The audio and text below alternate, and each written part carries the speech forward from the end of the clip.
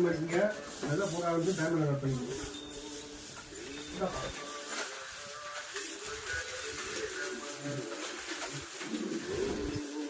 வழக்கை இதே போட்டு அப்படி ஸ்டார்ட் பண்ணுங்க. ரெண்டு இடத்துல அமைக்க விடுங்க. ரெண்டு இடத்துல அமைக்குங்க. ரெண்டு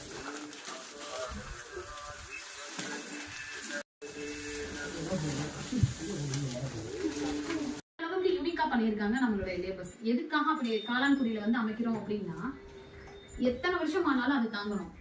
இவ்வளவு வெயிட் எத்தனை டன் நம்ம போட்டாலும் அந்த குடியில வந்து அந்த பெட்டை வந்து தாங்கி அதை நிக்கணும். மழைக்கும் சரி வெயிலுக்கும் சரி காத்தெடுத்தாலும். அடுத்து 43 ஏத்து கூலி மற்றும் இறக்கு கூலி. எதுக்காக இதெல்லாம் வந்து நம்ம சொல்றோம் அப்படின்னா, இந்த ஸ்கொயர் ஃபீட்க்கு நம்ம இந்த அளவுக்கு